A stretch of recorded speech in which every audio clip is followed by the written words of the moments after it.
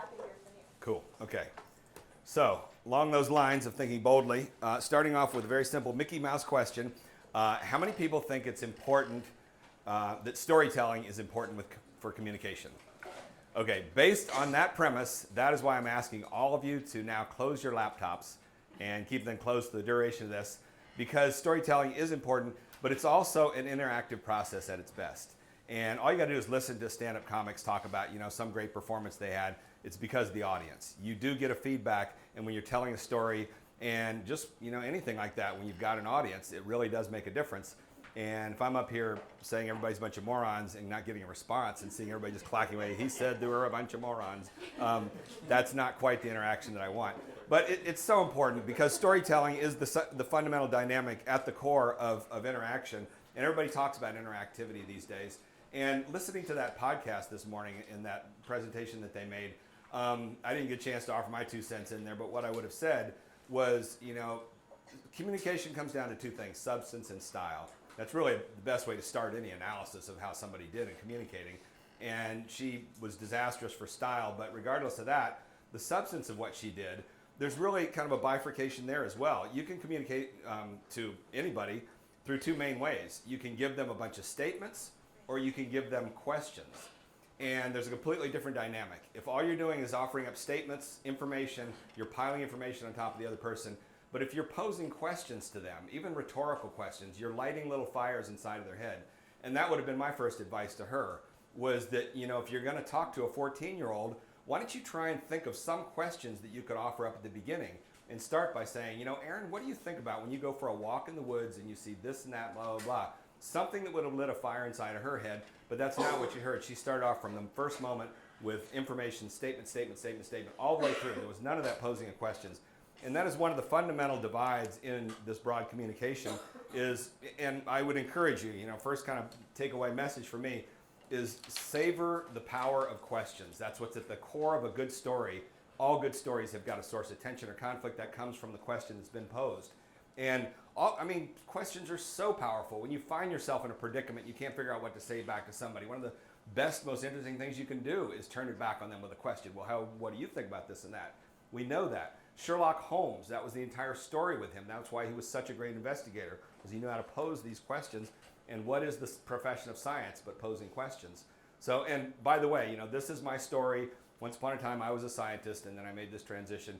In 1994, I was 38 years old. I moved to Hollywood, and right when I got tenure at the University of New Hampshire, and entered into film school and also acting program, and basically went into the middle of total insanity in Hollywood, and I've been living there ever since.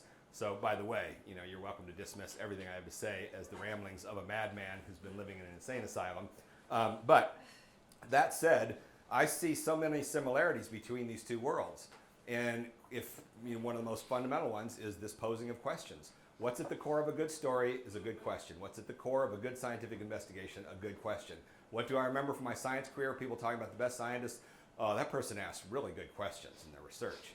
There are all of these similarities, and one of the things I've been saying lately is we have scientific proof to show that scientists actually did evolve from human beings, and that once upon a time they were all the same group. It was maybe 150 years ago, and Naomi Oreskes said this to me, and I quoted it towards the end of my book, that there was a time 150 years ago when scientists had to know how to communicate to everybody because they couldn't get any money to do anything. They had to talk to their neighbors and promote what it is that they do. And that was back when they were well-versed in literature and the humanities, things like that. After World War II, we created all these research institutes, and we've had this divide ever since then, and this whole new breed of scientists who, at times feel entitled to be completely detached from the public, and therein lies a lot of these things that are problems that have arisen.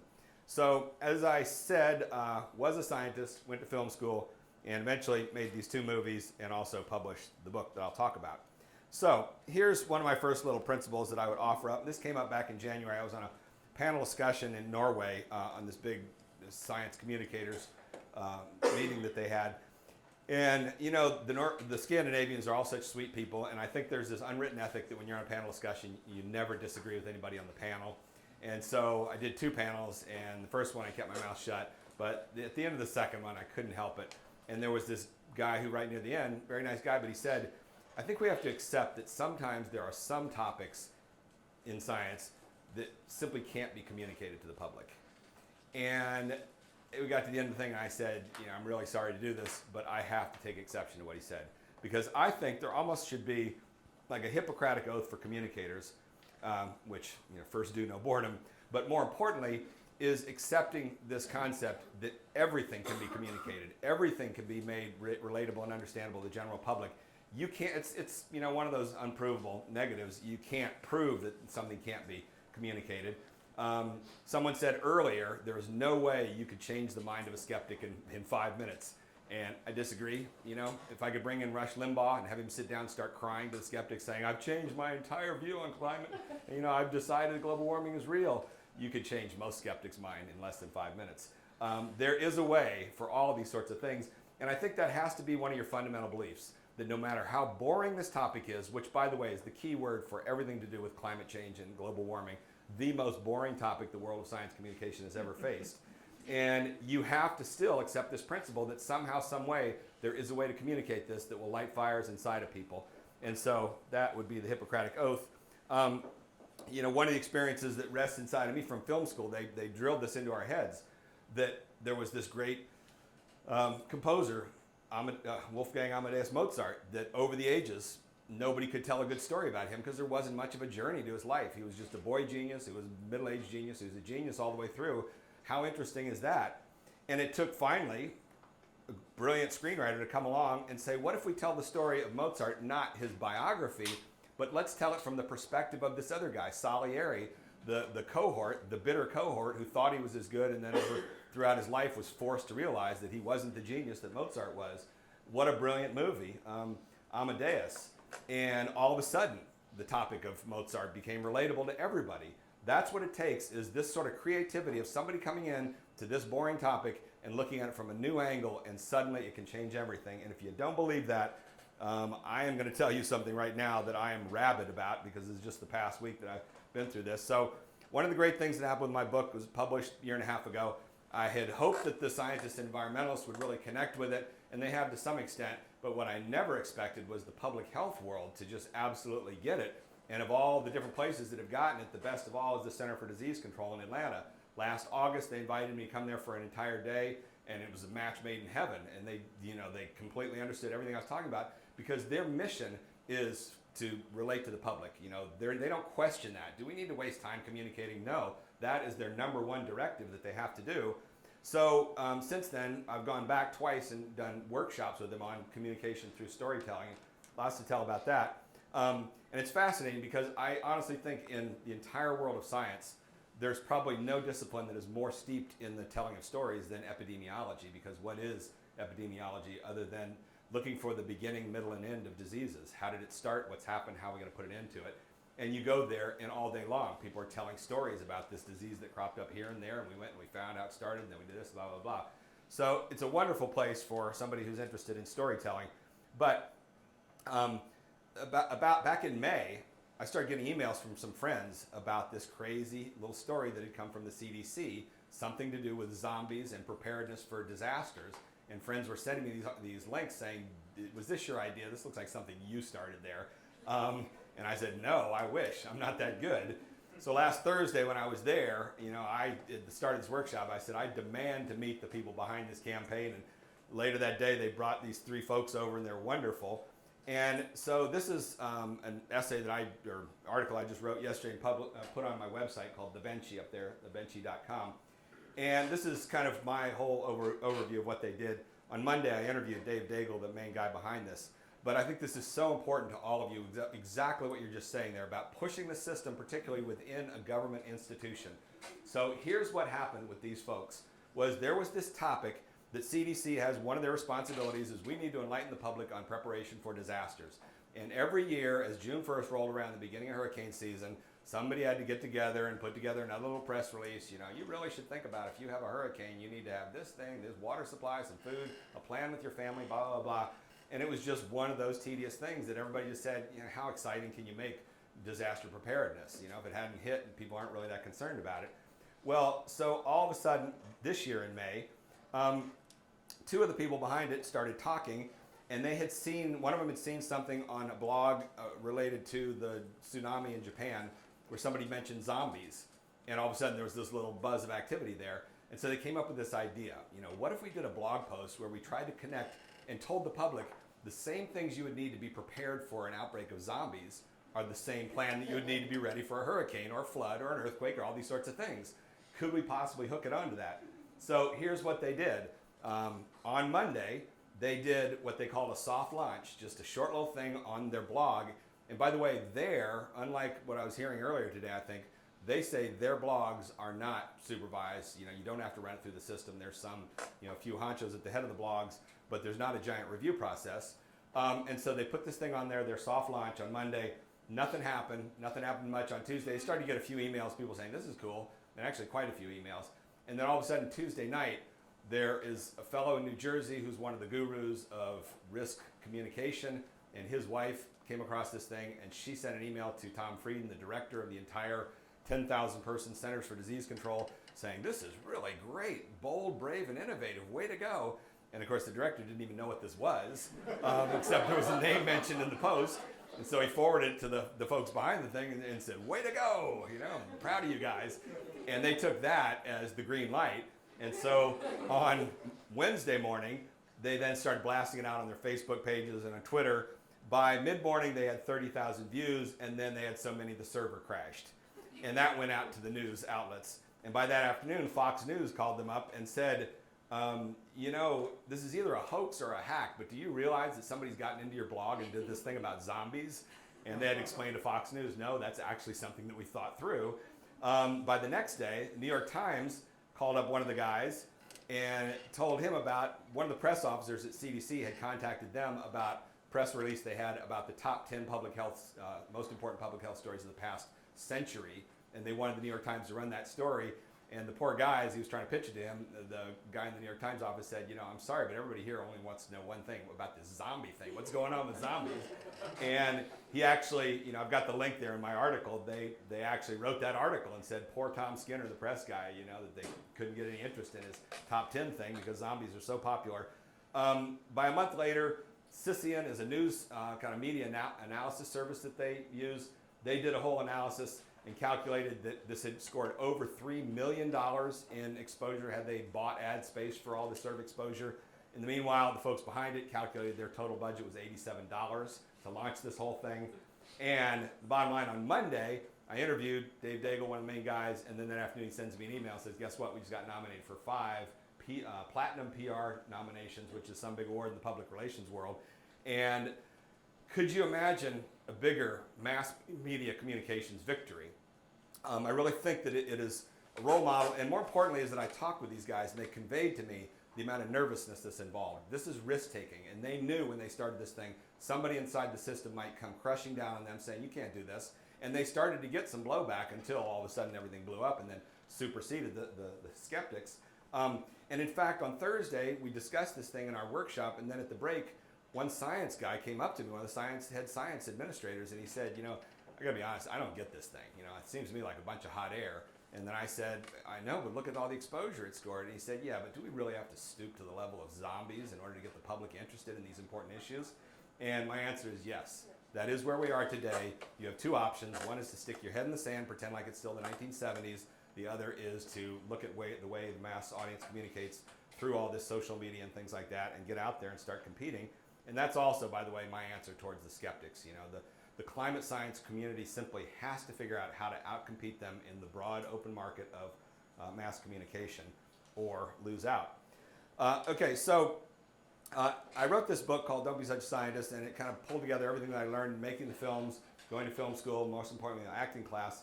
And at the core of it is this very simple little couplet.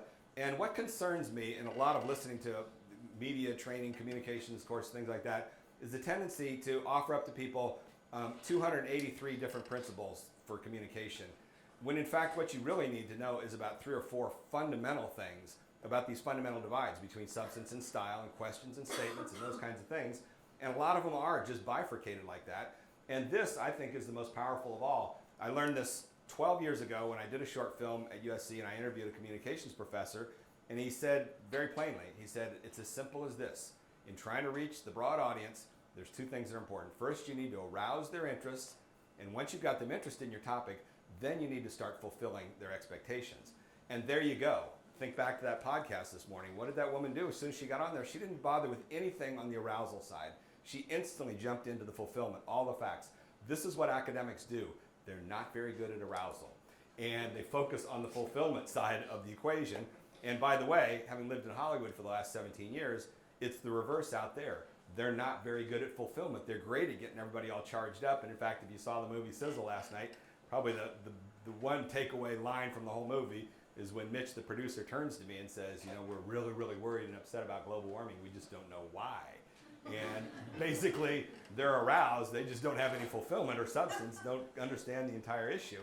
So you really need to, you know, when you start to look at failed communications projects, this is sort of the starting criteria. Did they do a good job of arousing people? And then did they do a good job of fulfillment? And the vast majority of things that fail usually fail on one end or the other. So towards that end, the most powerful means for broad audiences of this arouse and fulfill process is through the telling of stories, well-structured stories, which do exactly that. They begin by getting people interested in the story, and eventually they deliver the message. So storytelling is hugely important. It's age-old, you know, it's hardwired into our brains more than likely. And I really love this as a means of just communicating the basic principle. I don't know if you ever read the book, The Right Stuff. My favorite moment from this book was when he told about Gus Grissom, this astronaut from Texas, who was kind of a cowboy, a man of very few words, and they brought him to one of the factories making the rockets that they were going to be taking off on for the Apollo mission, and all of a sudden they threw him in front of the microphones, and he didn't know what to say, and he kind of locked up, and then finally, all that came out of his mouth were 3 words, do good work. And they said, all the workers, like, you know, stunned, like, that's all he got to say, but then they started looking at each other and saying, yeah, that makes sense, do good work. Yeah, let's do good work. That became their motto at the whole factory. So along those same lines, I would say, tell good stories. And what that involves is figuring out or learning some of these basic principles of what does make a good story. And by the way, really the starting point is what even is a story? Because just telling you a chronology of events, that is not a story. A story has got at its core a source of tension or conflict, something that poses a question that you eventually want to get an answer to. That's the more formal definition of what a story is. And it troubles me when I hear people talking about, yeah, you know, I'm telling stories about this, that, and this, that, and you listen to it. That's not a story. All you're doing is itemizing a whole bunch of pieces of information. It's exposition is all that you're doing. So that's a crucial part of it. And that then brings me to my book. And so one of my lifelong dreams was that someday I would publish a book that was so popular it would be sold in bookstores in airports, which I'm always traveling through. And sad to say, that did not happen with my book. However, a couple weeks ago, it happened with this book called Resonate by Nancy Duarte, which is a best-selling book in the world of business communications. And in fact, in that book, she did this nice little 2-page spread that she took from my book and, you know, kind of contacted me about it and adapted it. And she calls it Randy Olson's 4 organs of communications model. And so this is the actual figure from my book. And so this ends up being the core principle of the book, pretty much. You know, it's arouse and fulfill, but then more specifically, it's about these 4 organs. So where this came from was I started film school, and not only was I in film school, but more importantly, I had this acting class with this crazy acting teacher who picked me out the first night, and my book opens with a full paragraph of her profanity because she targeted me. She said, you're an academic, you're an intellectual, you're never going to be any good as an actor, you think too much, nobody wants to watch you up on a stage thinking. Acting is about actually doing things. I hate you, and I had your type in my class before, and I could break you if I wanted to, but I'm not going to, so I want you out of my class, and I'll never see you again, blah, blah, blah. But I hung in there, and we made peace, and I endured 2 years of her screaming at me, and it didn't have an immediate effect on me, but 5 or 6 years later when I came back around to working with scientists and academics is when it really began to resonate with me. And one of the core principles that she said, and by the way, acting and communication are one and the same, pretty much. It's not a coincidence that the greatest president we ever had, known as the great for communications, the great communicator, Ronald Reagan, was formerly an actor.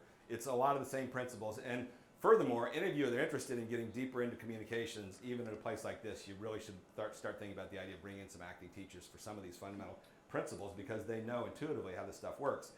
But here's what the crazy acting teacher said to us night after night. which is that when it comes to trying to connect with everybody in the audience, in theater, in a movie theater, whatever, you have 4 organs in your body that are important: your head, your heart, your gut, and the sex organs. The object of the process is to move things out of your head into your heart with emotion, into your gut with humor and intuition, and if you're lucky enough, all the way down to the sex organs with sex appeal. The further down you move it, the more you will reach a bigger, broader audience, and eventually you'll encompass everybody, because at some level, all humans connect with at least one of these 4 forces. But then you start working on the reverse of that and realize if you're giving a presentation, there's no sex appeal, there's no humor, there's no emotion, all there is information. You've lost the vast majority of the audience. All you've got left are the informational people, the intellectuals, which is fine to some extent, but that's how the broad communication dynamics works. And the reason I mentioned that other book is because I threw this in my book. I began experimenting, using it in talks with academics, and they began connecting with it, saying, oh my God, I never thought about it that way, you're right.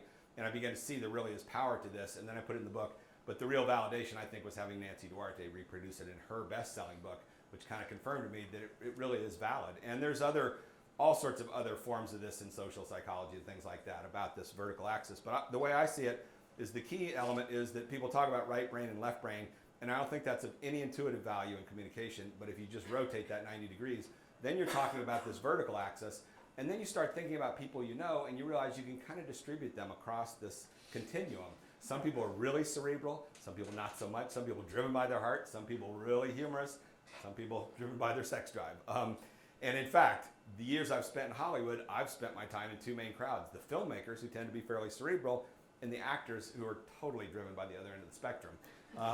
They are more artistic, they're more creative, they're wilder, and they have less substance. So there you go. So what is a good story? And I think this is an important thing to know. And so if I'm going to talk to you about good stories, let me just tell you the example I used at the end of the chapter I have on storytelling. And this is one of the greatest stories I've ever heard. I think it's wonderful. So this is about 3 years ago. I was at this event. Neil deGrasse Tyson, many of you may know him. He's been on Jon Stewart a lot. He's an astrophysicist from New York City. And so he told this wonderful story, and it's about the need for scientific accuracy in movies. And what he told about was going to the movie Titanic when it was in movie theaters. And he said, I went to that movie, I loved it, just like everybody else, a big packed theater. We got to the end of the movie, and there's that scene where the ship has gone down, and they're all drifting in the water. And the cool thing is you can look up and you can see the night sky. Not only that, there's so much detail, you can see the constellations up there. But he said, there's only 2 sets of constellations you can put up there, the northern hemisphere or the southern hemisphere constellations. Which do you think they put up there? And he said, I looked up and there's the Southern Cross. And he said, I looked around the theater like, how can you people watch this movie? It's got this wrong stars up there. And he's the only guy. And he said, I walked out of the theater all upset and depressed, and everybody else was smiling like, what a great movie. So then, 5 years later, he's walking down the street in New York City, and he looks across the street, and who should he see but James Cameron, the director of the movie. So he goes over there and says, Mr. Cameron, you don't know me, I'm an astrophysicist, I loved your movie, but you put the wrong stars up in the sky. And he said, Cameron thought for a moment, and then said to him, you know what, oh my God, if only we'd gotten that right, we would have made another $200 million at the box office. So he turns around, walks away, dejected. And then the final bit of the story is 5 years later, he's in his office working, gets a phone call. The guy on the phone says, I'm a producer working with James Cameron. We're putting together the 10-year DVD anniversary of Titanic. And Mr. Cameron says, there's something wrong with our stars. Could you help us out? So, that story, I don't know that Neil deGrasse Tyson sat down and structured that story with a book on dramatic structure. But once you hear it and start thinking it through, you realize that it actually matches dramatic structure. It has perfect 3-act structure. And in the world of literature, they talk about what 3-act structure is. It's thesis, antithesis, synthesis. And think about it. He begins by telling about the problem, the inaccuracy of science in the movies, his thing watching the movie. Then, in the second act, he does the standard thing you do in the second act, which is take the audience to the place they least want to go. He takes you to the point where it looks like James Cameron, the most important director in the world, doesn't even care about science accuracy. And then in the third act, he comes back around and synthesizes it all by saying, actually, he did care about it, and yada, yada, yada. Gives you a nice synthesis that wraps it all up. And therein lies, a powerful, and this was at the beginning of an event that was about the accuracy of science in movies. And what better thing to get the whole audience connected with it. So storytelling is so important, so powerful, and towards that end, there's a whole bunch of different attributes I could run through about storytelling, but let me just hit on what I think is one of the single most powerful elements, and I heard it mentioned briefly this morning, which is the power of storytelling rests in the specifics. And this is such a broad dynamic that you start thinking about it, and start thinking about it with every speech you hear from a politician. The vast majority of them are bad because they're platitudes, because they don't want to commit to anything specific, and you just sit there and get frustrated, and you're thinking to yourself, why is this such a crummy speech? It's because he won't say anything specific. The power of storytelling rests in the specifics, and towards that end, all of you that are interested in broad communication, I demand that you go read this article. It's online, and it's in my blog post 2 times ago. It was in November of 2009, written by Nicholas Kristof of the New York Times, who's a 2-time Pulitzer Prize-winning journalist who's worked, he and his wife have worked a lot in Africa. And of all places, he published it in Outside Magazine. It's called His Advice for Saving the World. But it's about all of the public health communications campaigns in Africa, most of which have failed, some of which have succeeded, and what he and his wife have learned by looking at them and searching for the patterns. And the first thing he says, like Pepsi, humanitarian causes need savvy marketing. And the thing he runs into is that there, especially in the US, there's this general attitude towards Africa when you start talking about all the horrible things happening over there, trying to get people interested and connected with it. People say, isn't that what Africa's always like? People slaughtering each other. Anyway, we have our own problems. And wasn't that one of the topics that came up this morning about the disinterested people, disconnected people? How do you penetrate through to that sort of difficulty? This is him talking about the issue of iodizing salt there, and that he and his wife got involved with, and he says, studies have suggested iodizing salt brings real economic returns of 9 times the cost, and yet we don't do it. Reason, I think, is because the results are statistical, not visible. And this is the mindset you need to get into in trying to communicate this stuff to broader audiences. He says, you can never look at a child afterward and say, this girl would have been retarded if it weren't for iodized salt. All you can do is note that retardation rates fall, and that a decade later, school performance improves significantly. So if these things aren't visible, they're very difficult to communicate. And then he goes with a couple of these standard sort of sayings. As we all vaguely know, 1 death is a tragedy, 1,000,000 deaths is a statistic. As Mother Teresa said, if I look at the mass, I'll never act. If I look at the one, I will. So this again illustrates, this is the power of specifics. If you talk about a bunch of people, people don't connect so much. If you can get it down to the specific story of the one individual, then suddenly people really can connect. And here's some of the little factoids that he cites in here. If your actions, if you come to some people trying to get them involved in your cause and you tell them that their actions will help 4,500 people out of 11,000, they'll get involved. But if suddenly it's 4,500 out of 250,000, they'll say, well, I guess it's not going to make that much of a difference. So these are some of the quirks in terms of human nature and behavior. And one of the things he began to notice in the articles he wrote in the New York Times was that when he wrote an article about all these people dying from a disease, there was, people too busy, too many problems in their own life, flipping through it, and he got very few emails in response to it. But when he told a story about people who were working to fight that disease and they were making progress, that's when he would get a flood of interest of people saying, how can I help out? I want to join this team, or doing something, yada, yada.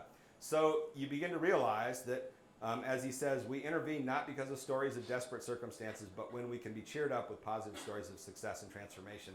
And as I say, these are principles that you've probably heard in lots of other places at times, but his one article there, I just really feel like has so much wisdom. It's worth, and I read it in 2009, and then I reread it just last week for that visit to the CDC, and it just hit me so hard. That's full of so much. And here's some more stuff from that. That in the case of talking about a child suffering from a disease in Africa, this child in particular, Rokia, if you tell the story of her suffering this disease, a certain number of people will get involved with it. If you simply talk about 11 million kids have got that disease, the number of people who want to get involved falls to about half of that. But the fascinating thing is that if you talk about saving Rokia and you add even a little bit of information in there about the overall statistics of the disease, it turns out people are more motivated when you didn't even add the information in there. This is how sensitive and complex this human nature stuff is.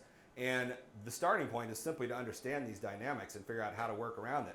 Donors didn't want to help ease a crisis personified by a child. They just wanted to help one person, and to hell with the crisis. That's what he says.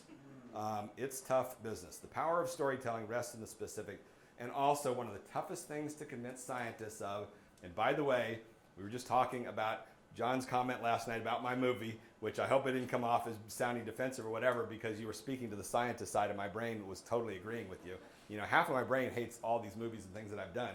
It says, why did you sell out and do this junk? And that half of the brain also suffers from a lot of these bad traits that you see in scientists and academics in general, which is the tendency to want to tell everything. If I'm going to give a talk, I'm going to have 840 slides in it. And it's hard to convince scientists that less is more. But that is really one of the essential rules of storytelling, is instead of going through all this sort of stuff, we need you to tell one well-structured arc that hits that one moment that is really going to make a difference to people, and they'll carry it away. And then one last thing from the Christoph paper says that if one lesson is the need to emphasize hopefulness, the second is that storytelling needs to focus on an individual, not a group. Ending apartheid needed this. It needed one guy, Nelson Mandela, to get everybody focused on that one individual. And by the way, a lot of this stuff that he cites comes from Slovic, and I think Karen mentioned Slovic earlier, so yeah, clearly guru. So found that our empathy begins to fade when the number of victims reaches just 2. As he put it, the more who die, the less we care. I mean, that's how horrible human nature can be. And so there is this basic, simple little statement that a story is a fact wrapped inside of an emotion. And again, this is what drives scientists crazy. Aren't the facts enough? Why do we have to wrap it inside of an emotion to reach the broad audience? And this is the way I look at this stuff more and more these days, is that same vertical axis, and there's a number of different variables along that axis, and I think perhaps the most important one of all is the spectrum from literal to non-literal. So information by itself is very literal, just spouting out the facts. As you start to add in this humor and emotion, everything like that, it brings with it all this noise and becomes more and more non-literal, and that becomes frustrating. And the profession of science, for very good reasons, rests up there in the literal world, because I remember when I was a scientist being sent a manuscript to review, and somebody tried to put a joke in their manuscript, or suddenly they're getting emotional about some animal that they're studying they think is endangered, and there's no place for that in the scientific literature. You know, it's really upsetting. Get this garbage out of here. It needs to be this cold, efficient clinical language, and I can go in a lot of detail as to why that is. So these are different modes of communication.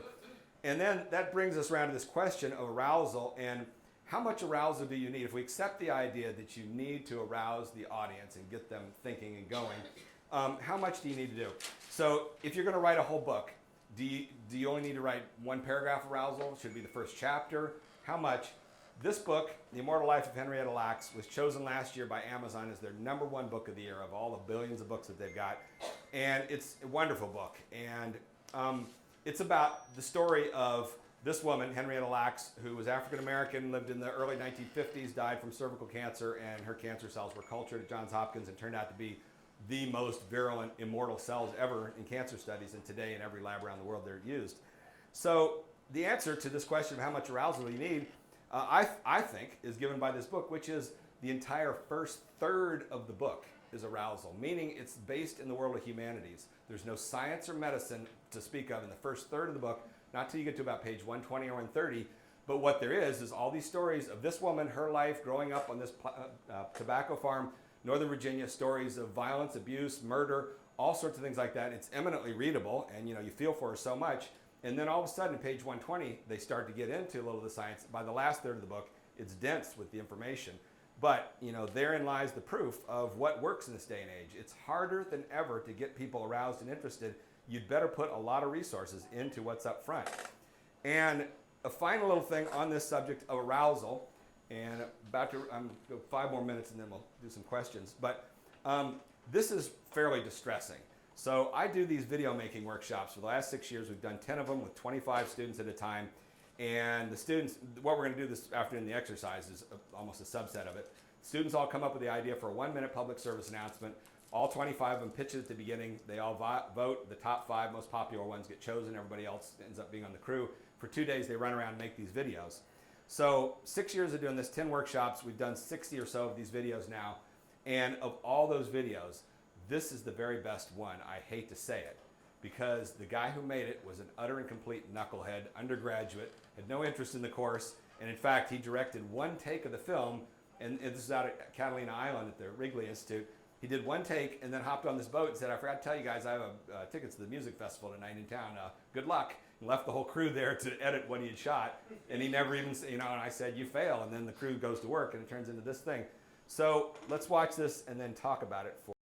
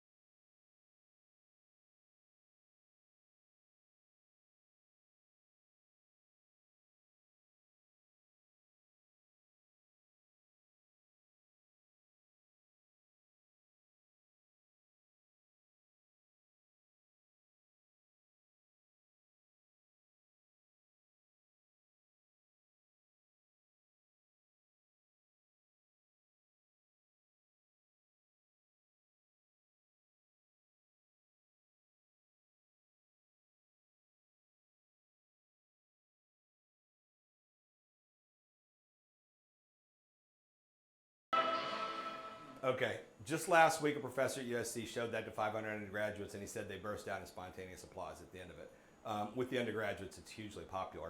And so the guy who made this thing, his name was Scott, and he's a good-looking blonde kid that all the girls in the class were in love with. They called him Scotty the Hottie. And he did not have one intellectual bone in his body, but he came up with this idea, and he pitched it, and they all went for it, and they made it, and it works. And think of the structure of it. There's not much information in there at all. There's 45 seconds of arousal that's visually intriguing, pulls you in, like, what's this guy doing running backwards, blah, blah, blah. And then it pays it off with one little point, one little message. Less is more. Film is not a good informational medium. It's a great motivational, emotional medium to reach down inside of people and use it to get them motivated to go learn more on the subject. But you have to respect that idea.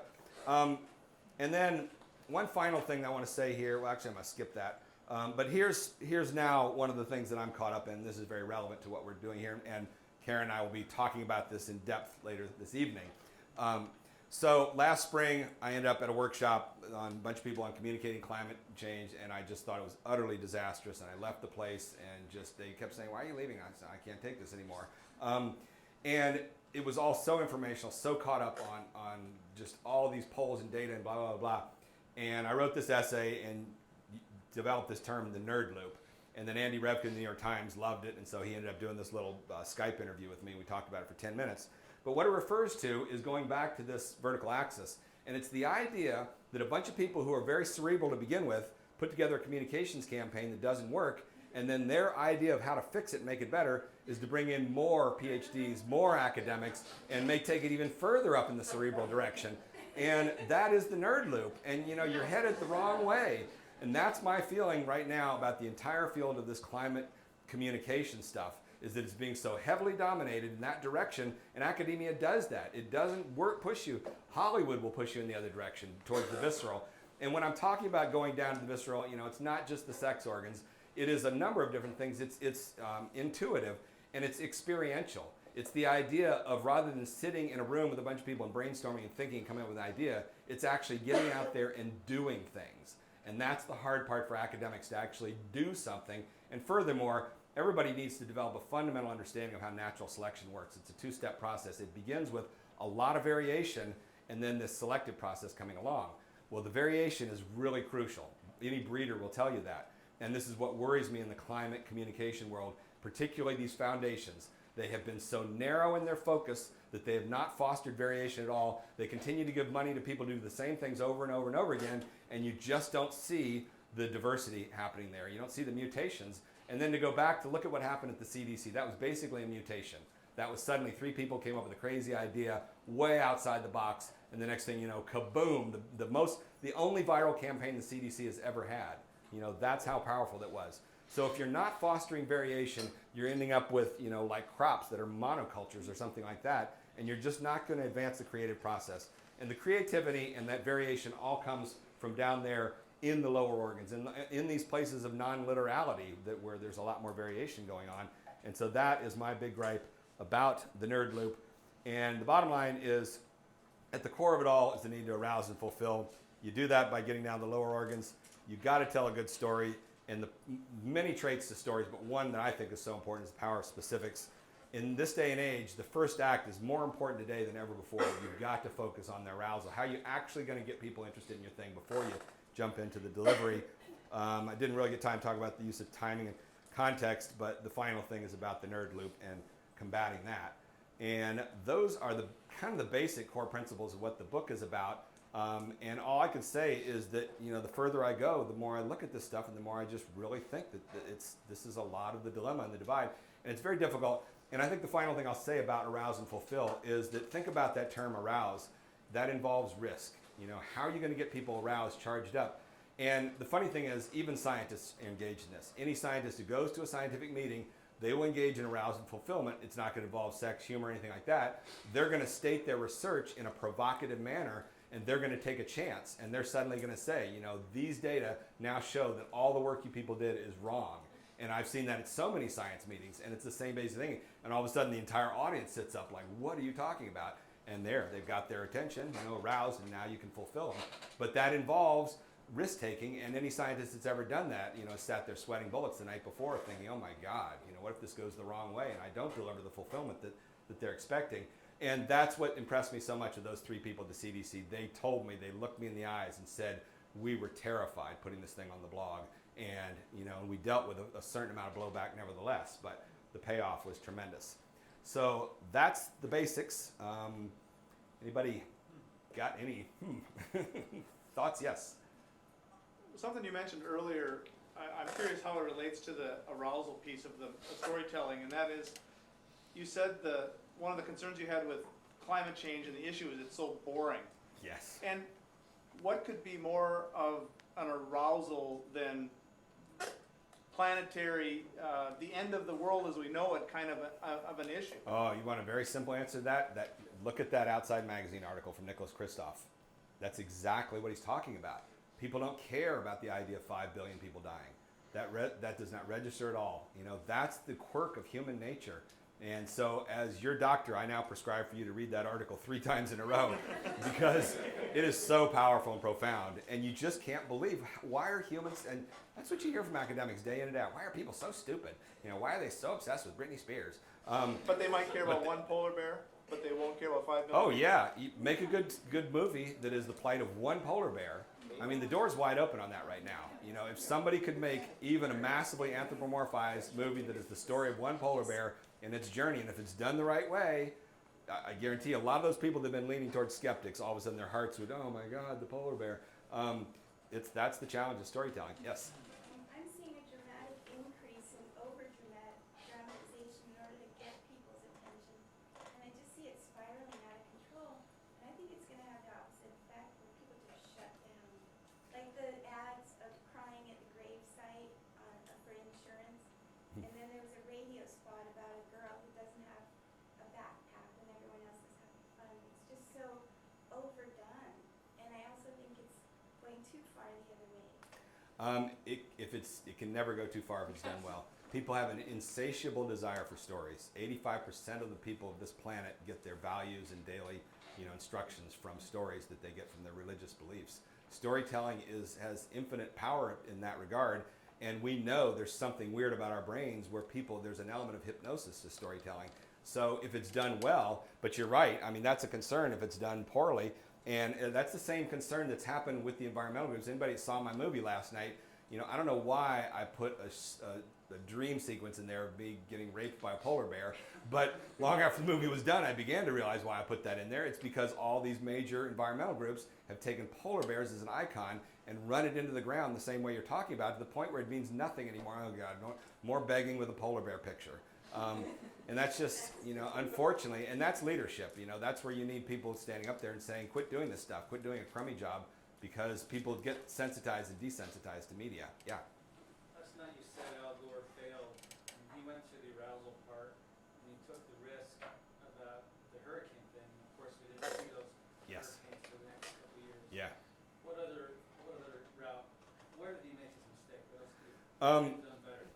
The first thing he could have done better was take $20 million and hire the 10 best screenwriters in Hollywood and buy their time for 3 months to have sat down and found a really good story to tell instead of the movie that they made, which didn't tell a story. And I personally think there was a pretty good story that could have been told.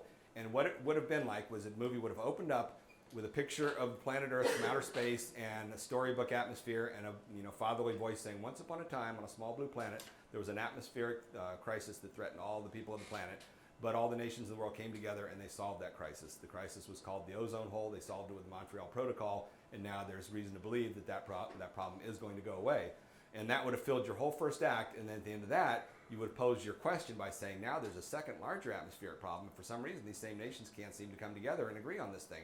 Why is that? That would have been the inciting question that would have set us off on a journey. Then we could have brought Al in to start guiding us through this journey, and we would have been sitting there thinking, what's the answer to that question? Then he could slot in all of his little personal, sidebars about the travails that he's had and things like that. But that's not what they did. They rushed the movie into production with no development time. They said it's a crisis. It was the summer of 2005 when all the hurricanes hit, and they said, it's here. Global warming has happened. Every year is going to have these hurricanes now. We got to make this movie.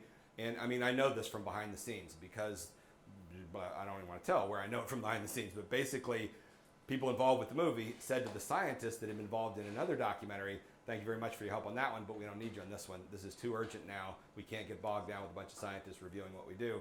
And so they made that thing very quickly. And I can go down a long list of pluses and minuses. You know, thank goodness they did something.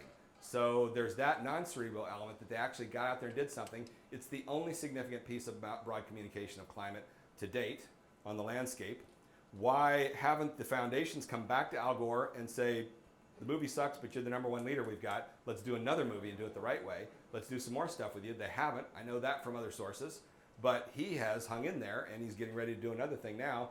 And that's the one hope, is that he is, and furthermore, he's the only guy that can sit down with Obama the way he did a month ago and talk to him about climate. He is the one hope of leadership, and leadership is crucial. And exactly the Nelson Mandela thing right there from Nicholas Kristof. It's the same thing. Gore is the one guy, like it or not. He wasn't the best choice for that. But once he's there and established it, might as well, you know, invest further. Yeah. Actually, it did win an Academy Award, didn't it? That is totally irrelevant. Sad to say. You know, I hate to say it. But I do have a real question. Yes. And that is, I mean, I think I like your message. I mean, I think it's, you obviously know a lot about this topic, and it's great stuff. But my movie still sucked. Well, Well, it wasn't. no, exactly. I do that, but anyway. So my question is, if we only care about, you know, one person, if we want to make the story personal, and that's how we kind of get people in, why is it that you know, Hollywood is spending millions of hundreds of millions of dollars pumping out, you know, Transformers and things that are about end of the world things, but there's nothing that you can relate to? No, but wait, what's always at the core of those movies? Storytelling. Yes, storytelling. There's always a hero, there's always protagonists, there's always one individual that you're connected with and There's so much identifying with. flash and bang, there's nothing. There's all that garbage, but once you tell a good story, it gives you the leeway to throw in all the flash and bang, to just crank it up. That's the character side. So, you know, all movies like this, they consist of two main elements, the story and the character. And the story stuff is very objective, very analytical. It's something they teach in film school. It's something they can analyze at the studios. And it's something you kind of need to conform to. And they tried to brainwash us with that in film school. And some stubborn idiots like myself said, oh, nonsense, you know, I'm such a great director, I don't have to have a good script with a good story. And I went and made a horrible movie and learned the painful hard way that, you know, if you don't have a good script, you don't have good actors, your movie's going to be terrible. And so the storytelling is the crucial part, but the other part is the character stuff, and that can also drive it to some extent. But really, the good movies, you got to have it working on both sides, and you know, something like Titanic has got it working on both ends. Yeah. Except the stars. What's that? The stars of the movie? No, the stars. Oh yeah, except for the stars in the movie, exactly. Yes. I thought that, I mean, actually getting to your point about Transformers, because I have teenage young boys. I thought that actually a lot of Hollywood was driven by the core audience for a lot of movies was sort of this pre-teen or early teen boys, and so that who actually don't care about plot, care a lot about essentially violence, weapons, big metal things, cars going fast, and I don't know. I remember hearing that somewhere, and your comment just sort of, which is a different subset of the audience than perhaps we worry about at climate change communication, but I thought it's sort of a driver on Hollywood that might be a little bit different. Let me tell you about a more important divide, which is that movies can do a little bit of stuff, but the really powerful element in our society is still television and TV shows. And so there is a project that I kind of work with tangentially now that began 10 years ago called the Hollywood Health and Society Project. And what happened was 10 years ago, the people at the Center for Disease Control contacted people at the Norman Lear Center for Entertainment Studies in the Annenberg School at USC and said, we will give you a bunch of money if you will do two things for us. Number one, take all of our public health fact sheets and just start sending them to all the writers of the top 20 or 30 TV shows, you know, all the cop dramas and the hospital shows and everything else like that. And that's it. Just start giving them the information. And then secondly, if they start picking up on any of it, please figure out a way to quantitatively do the metrics to assess what happens when you put a storyline into a show where suddenly somebody's got tuberculosis and a bunch of these real facts from the CDC are stuck in there. So they've been at it for 10 years now, and the project's huge. They've got a staff of 15. The director, Sandra Buffington, is the person I work with now in these workshops at the Center for Disease Control and Storytelling. And it's amazing. It's very sophisticated. Again, what is wrong with this climate communication community that they could be so completely oblivious to this entire thing?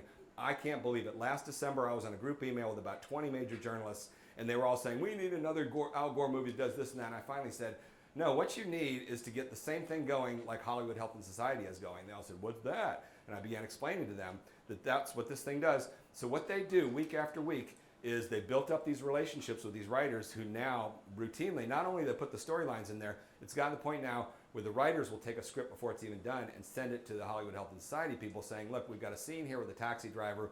He needs to have a disease. What's the latest thing that CDC would like the public to know about? They'll stick it in there. And the effect is unbelievable. And the stories, and so now they have all these case studies of the way in which these storylines have had an impact. And one of the best ones, I should have had a slide on this, but one of the best ones was the soap opera, The Bold and the Beautiful. So they had a storyline in which it was 6 weeks in which one of the main characters, this good-looking hunk, came down with AIDS, HIV. And so they produced a public service announcement to go with this thing. And, we're going to talk about these PSAs in a little while. And their public service announcement was nothing, probably cost $3. It was the actor staring into the camera saying, AIDS, HIV, it's a serious problem. To get information on it, here's the hotline for the Center for Disease Control. That PSA by itself is missing the arousal part. All it is fulfillment. It's not going to do anything. If you put that on random TV, a few people that have got AIDS may respond to it, but not much broad interest.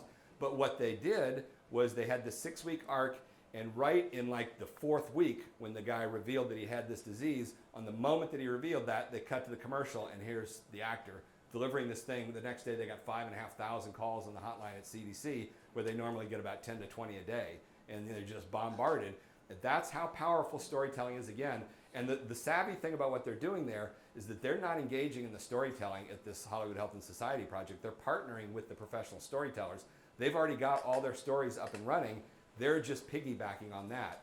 So the question is, why hasn't the climate community wised up to that in the last 10 years? Why isn't there that sort of messaging going on about climate stuff?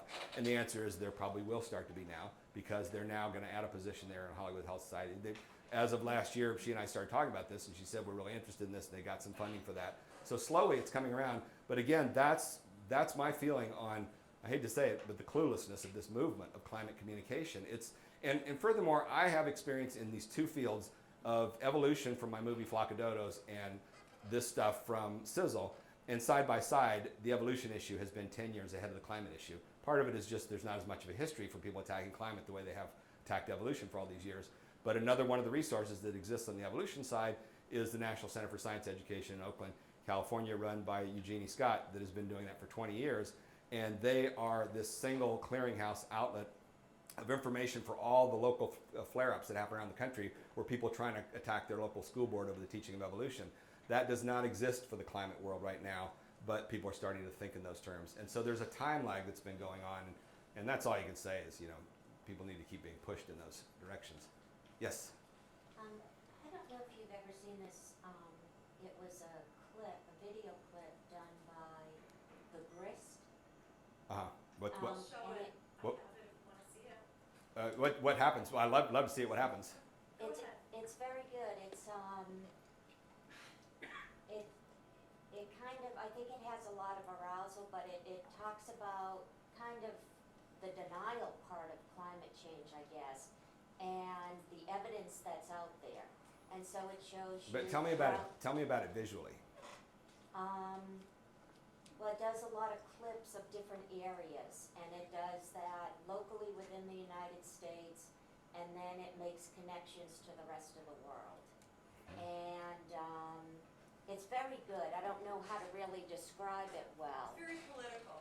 Okay. All right. Well, so The GOP is denying this. Oh, well, it's because they're not making this connection and this one. And we smart people watching this right now can make those connections, but the GOP doesn't. yeah, maybe show it to me later, and I'll Yeah, give you we'll my do it. horrible, cynical assessment or whatever. I'm such a grouch on these things because I just. So one of the reason I say that thing to you is tell it to me visually. That's the hard part. That's what going to film school they tried to beat into our heads, is that film and television are visual media, and you need to tell your stories visually. So in film school, the whole first year, we weren't allowed to touch sound. We had to make silent movies for an entire year. We had to learn how to tell your story just through images, and the result of that is the criteria I always tell all these people, especially when they're making the public service announcement, is can you turn the volume off and watch your thing and get the whole message, you know, without any volume? Or do you need somebody there narrating, explaining it to you? Because if you do, you're already relying on a much weaker element. The pictures themselves, you know, picture speaks 1,000 words, blah, blah, blah. The pictures have to tell the story because people are so much more visual, and younger generations even more so today. And that's where academics have a hard time, because academics lecture, they talk all day, they value words, they can listen. Academics have ears that actually work, and that becomes a handicap. You know, it's really unfortunate because most people just don't listen. So anyhow, sorry, yes? Well, I have a question about your movie last night. So I was very intrigued when you got to Katrina. That's the part that captivated me. Yeah. But throughout the whole movie, you're trying to find a spokesman, and unfortunately, you know, it is these 30-second sound bites when you see a celebrity that's supporting a cause. I was curious why we never resolved that issue in the movie, and why you didn't, when you were in New Orleans, have someone like Brad Pitt there for 30 seconds showing his homes, or, you know, I mean, just to take that, to draw more people in. There's your celebrity, there's your message. Do you think Brad Pitt would give me the time of day? It's so hard doing this stuff. I mean, I go back and try and explain to my academic friends, you have no idea how hard it is to make a movie. You have no idea how hard it is to work with celebrities. I mean, it is pure, utter, and complete insanity. And I've shot a bunch of things with celebrities, everybody from Jack Black and Dustin Hoffman and Ben Stiller and Pierce Brosnan and a whole bunch of those folks. And, you know, they all have these teams of agents and managers and publicists, and those people are all insane. They're all controlling it, and it's just this crazy dynamic. And yet they're super powerful and important. And, you know, had we had any possibility of doing that with him, you're right, that would have been wonderful. But that movie was made for $100,000 straight out of my pocket, because there is no science organization or environmental group in this country that would have supported something that insane. So, you know, just like the people at CDC had to go off with their crazy idea and put their little zombie thing on there without running, they told me we ran this by nobody because we knew what would happen if we started to send it up the line. People say, well, I don't know, CDC shouldn't really associate itself with zombies. And now the CDC is now giving them money to make a graphic novel about zombies, preparedness. And apparently there's a 5K run in Baltimore where the zombies chase after the runners. And those people have reached out to CDC. Can we partner with you on this thing and hand out zombie preparedness kits? So after the fact, you know, this is how innovation has to work. It's really distressing. You know, you can't go out there with these very delicate, fragile little creative ideas, because there are all these people that trample all over them. And this is, I think, is very important for all of you folks. You're trying to do brave and innovative things. You're stuck inside this very restraining thing, and somebody really ought to talk to those three guys down there, because they did it, and they know how fortunate they were. And, you know, it's just tough, but you got to do that. Yeah. Are you familiar with Climate Central? And I'm curious what Yeah, you think about somewhat, the but no. work they're trying to do. They're telling climate stories. Yeah. And the other thing, the question is about Al Gore. I just don't think he's the right guy. I mean, he's too polarizing. Oh, yeah. I'm not even sure, had he done the kind of movie that you're talking about. Well, these that it things would are. have achieved, No, I know. I'm from Kansas, and all my friends and relatives back there hate his voice with a passion. And by the way, you know, the other element, talking about that podcast earlier, that woman, there's two elements of communication: substance and style. And on the style side, you all have to read Malcolm Gladwell's book Blink and really take that to heart, because that's where all my stuff almost kind of diverges from there, or arises from there. But the simple principle in communication on the style side is that people listen to voices they like to listen to. And that's the end of the story. And when you start somebody with a voice, and 5 seconds in, everybody goes, it's over. You know, it doesn't matter how structured their story is. It doesn't matter the substance side of what they've got to say. Once you're hearing fingernails on a chalkboard, nobody's listening, and that's what happened with Gore. And again, all my friends in Kansas where I grew up, you know, that's what they'd say to me. I cannot stand that man's voice. So you're right, he was defective from square one. But that said, there are these kind of developmental things where you go down a pathway, and now we're at a pathway where he's the only voice of leadership out there. Nobody else has been able to rise above the fray, and you're stuck with him. Best thing you do is just keep working that thing, because you know, while you're experimenting with some other people that might suddenly jump out of the pack. But he is up there. He's the one guy that can talk directly to Obama. And I guarantee you people will, over time, respect his perseverance. And I do more and more. Jimmy Carter's a good example of that. Yeah, exactly, kind of.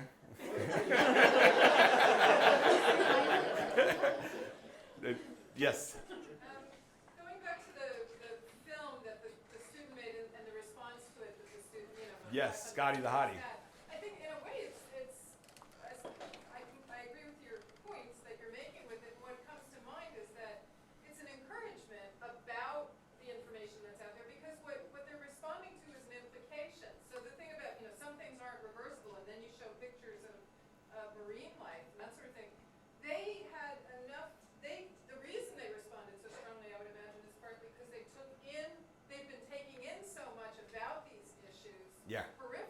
Right. that the implication hit home. Yes. And so, in a way, that's something that should make academics feel a little bit better. I'm not quite sure what it means about But the things, but the organization, yes. that film created the kind of organization Yes. of thought that then allowed people But to the key point is that basically there's two forms of intelligence, and people have been saying this for a long time. There's cerebral intelligence and there's this visceral intelligence. And that guy that came up with that thing, to talk to him about any intellectual topic, he was a complete numbnut. But he had really good common sense, and he had this gut instinct about that came from. And therein lies the problem. Most academics aren't as good with that sort of stuff. They're too caught up in their head. And that's what I learned in that acting class. This lady screaming at me night after night. You're too caught up in your head. And I can go into a great deal more detail about that. But another one of the things I really would like to pitch to you guys, if you could find the budgets for it, let me come back here with one or two improv acting instructors.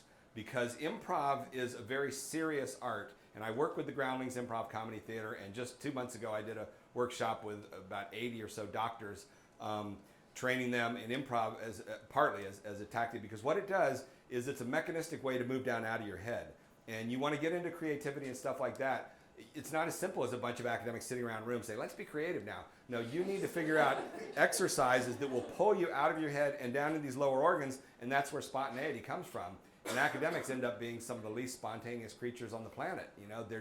They have this obligation. We got to think this through. We don't want to do anything till we've thought it through very carefully. And the more you think it through, the less the public's interested in what you have to do. And I go through that in my book about my acting class, why I was so bad in all these improv exercises, because I just sat up there thinking something would happen that was unplanned, and I'd stare at it like, oh, wow, what am I supposed to do? And, people enjoy spontaneity. That's why reality TV has become so powerful and popular, because it's unscripted, and people are desperately searching for that. And that's where the academic community has ended up really on the wrong end of the stick and really handicapped at this communication stuff. And it takes a willingness to work on moving down out of the head, and there are mechanisms to do that. That's what I say with that spontaneity stuff. Do we need to wrap it up? One last question. One last question, yes. While you were talking about this, I'm trying to think of one story we created as an agency in 130 years that met that criteria, and I can't think of one. It'd be hard for us to think about. And it begs the question, what institutionally is stopping us from creating stories? Presumably in 130 years, somebody could have created one good story within the fish and wildlife service. And I think of all our films, I think of all our products, they don't meet those fairly simple criteria. Paul So Kroger I'm and wondering Pelican if we're the Island right and place to Theodore create Roosevelt. those stories. Carson. Rachel Carson. Yeah. She did it when she. You know what? And you're right. That's a very good point that you bring up, and it's kind of heartbreaking because I'm sorry, those aren't good stories. Rachel Carson's not a good story. Charles Darwin is not a good story. They've made a bunch of movies about his life. Good stories are driven by the lower organs, and the jackpot is people that had a wild sex life. And that's the hard part, is meshing that with the substance of the whole thing. And that's what you face when you're trying to figure out, how to tell these really good stories. And by the way, on that note, the one thing I left out of there I was going to tell about, I'm doing 2 feature films now that I'm working on, one of which is a documentary feature film that is about my grandfather, who was a 2-star general in World War II in the Philippines, my father, who's 93 today and is the last surviving officer of the Bataan Death March, and my mother, who's 87 and can tell all these stories. So I've been taking her around giving this talk and filming her telling the whole talk. And it's got me into this world of storytelling and the power and the importance of these sorts of things. And the storytelling, it evolves over time, and it has to have these certain elements. And so just in the last few weeks, I've been reading this book, read this book called Unbroken, that was a bestseller last year in the New York Times. Some of you may have read it. Wonderful book, about Louis who crashed there. And yet, as I was reading, and I was thinking, is this a good movie? Would this make a good movie? And by the time I got to the end of it, I could intuitively feel this just wasn't. And I used to do this for National Geographic for 2 years, their feature film office in Hollywood, was read books for them, trying to decide whether these things had movie potential. And that one doesn't. And then I go and search it on the internet, and sure enough, there's an article that says for 30 years, Hollywood's been trying to make a movie of the story of Louis. This is a guy who was in the 1936 Olympics, and then his bomber was down in the Pacific, and he and 2 other guys drifted for 2 months. Amazing story of survival, and then he went through prison camp in Japan. But why isn't it a good story? There's a whole bunch of different reasons. First off, there's no love story in there. Second off, there's not much of an arc. He doesn't really change much in his life. He just endures all these beatings on and on and on. And the story of a good, what makes a good story is a journey from point A to point B. It's not much of a journey. He's point A all the way through, same guy from start to finish. We don't really see him change over the course of the story, but really at the core of it is that love story, from down in here. And then you think about Titanic. And that movie came out in mid-90s when I was in film school, and a bunch of my film school friends got the script before it was even made, and they started reading it and gossiping about it, and everybody said, it sucks, it's really cliched, and it's got this corny love story in it, and you know how it's going to end, the ship's going to sink, blah, blah, blah, and everybody predicted disaster. But, that's how smart James Cameron was, that he knew that he could tell this wonderful story of the most amazing shipwreck ever, but he still had to put the corny love story in there for it to make, to reach the broad audiences, and that's what happened. It's became the most popular movie ever. So those are the constraints, and that brings it all back to saying, why doesn't this organization have any great stories that have been told? It's really tough, and academics tend to not make for the best stories at times. People want to watch the stories of complete lunatics that didn't think their lives through very carefully. So that's part of the challenge, but it's definitely not impossible. And again, I think that's my final message to you, is infinite hope, illustrated by the zombie apocalypse preparedness thing from CDC last week. I can't point to any better example of the idea of a topic that everybody just said, it's boring, you can never communicate to the public, and bingo, somebody came in and looked at it from a different angle. And that's why no one should ever say this thing can't be communicated. It's just, there's no such thing as boring topics, only boring storytellers. And I say that to myself as I sit and look at this thing and think, God, I should be able to do better than this, but I just can't. So that is my final word of encouragement, I hope, on that. And now we must. Thank you for coming to NCTC, Randy. You betcha. Great to be here.